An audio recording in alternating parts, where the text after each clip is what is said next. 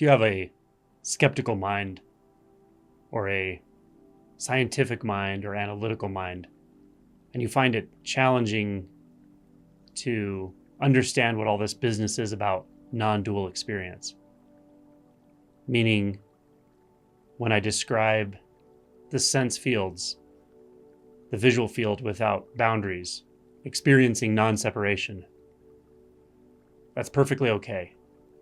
It just means your mind is doing what it's supposed to be doing.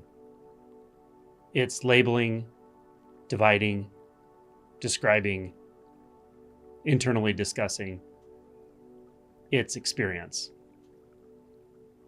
The distinction I want to make is that's the experience of the mind. That's the experience of thoughts. But there's a way to experience the sense fields directly. And that's all we're talking about when we talk about non-duality. It's a matter of being very discerning about what is a thought and what is your immediate direct experience. So if you look out into the visual field and I say, just see what's there. Just notice the seeing. And your mind immediately says, well, I know what seeing is. There's light waves and they're bouncing off objects and they're striking the retina and that sort of thing. That's fine. That's just the mind chattering away. That's understanding. We're not talking about understanding because understanding is an overlay. We're talking about the immediate experience. And there is a way to get to that. There's a way to clarify that, regardless of how analytical or even skeptical your mind is. It's a practice. There's a way to do this, but it takes effort. It takes some time. So be patient and work at it, and you might be very surprised. Now, just a quick note, you may have heard non-duality videos that talk about there's nothing to do, there's no one to do it, and any effort is just prolonging the seeking. This is not really true. Don't worry about that. When it comes to this type of practice, to think that way is just confusing yourself further. All we're doing is seeing what there is. All we're doing is hearing what there is. It's simple. We're not seeking anything, just like the video I made yesterday describes. We're just looking at what's actually there and subtracting the thought overlay. So this is how it works. Look across the room. Look at any object. A chair, a door, a picture on the wall, a window, doesn't matter. You can also just look at the overall visual experience. Almost as if you were to unfocus your eyes, the lines between things would blur. It would just be a kind of mixture of colors and forms. You can also experience it that way, and that's fine. But put your attention in the visual experience, in the visual field. Now, ask yourself, what do I actually see? And see what happens. Notice where your attention goes. How long does it actually stay with the visual experience before it starts chattering away? Before your mind starts chattering away, before attention returns to the mind and starts describing. And this can happen in many ways. One would be a doubt. I don't understand this. This doesn't make sense. I don't know what I'm supposed to be doing. Okay, that's a thought. That just is an indicator that your attention has returned to the mind. It's fine. Another indicator would be you're thinking about what it is in the visual field.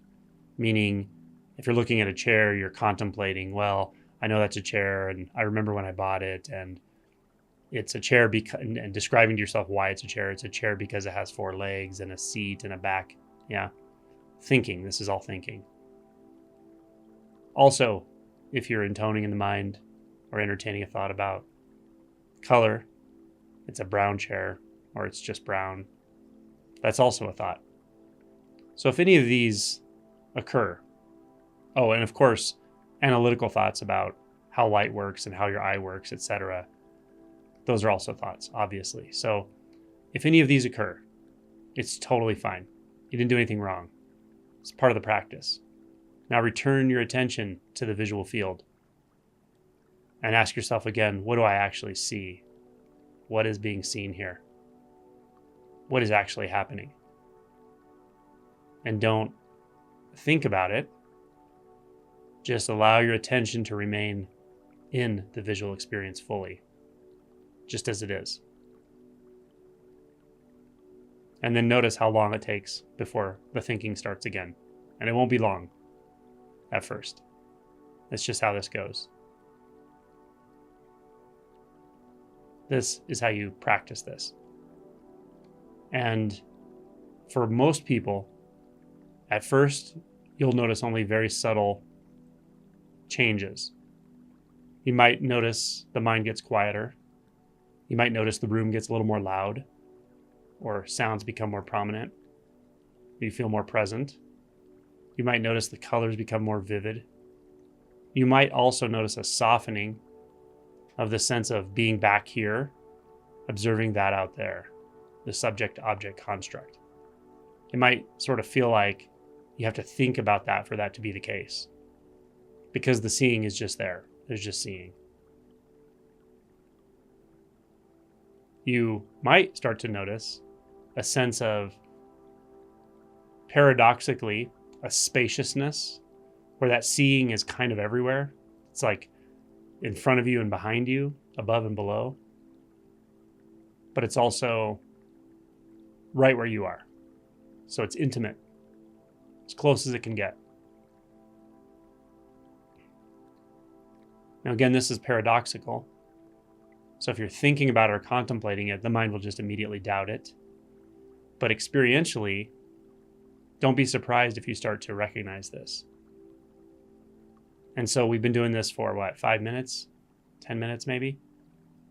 Practice this for 20 minutes, 30 minutes. Do it every day for a week.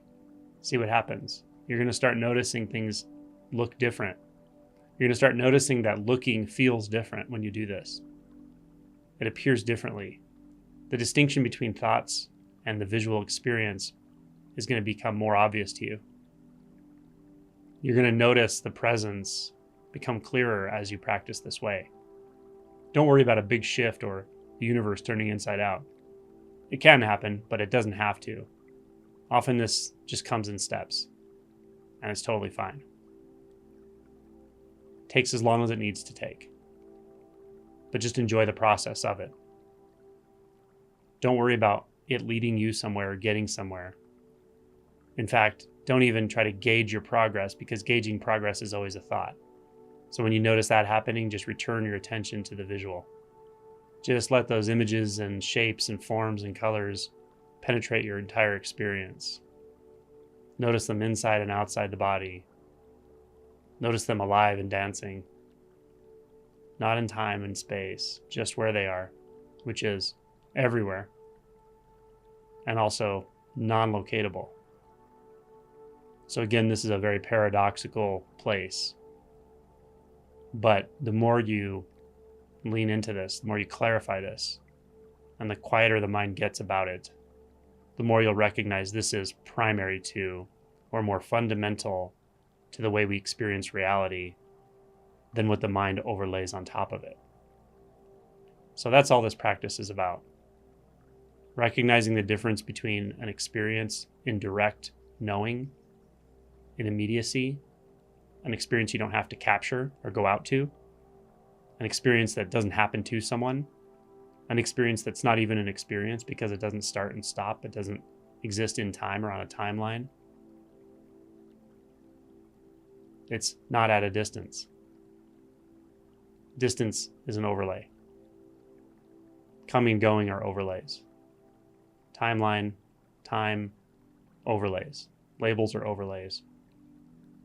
But the visual experience itself, without even the label visual experience, is actually so real on its own that nothing does overlay it. Nothing really can overlay it.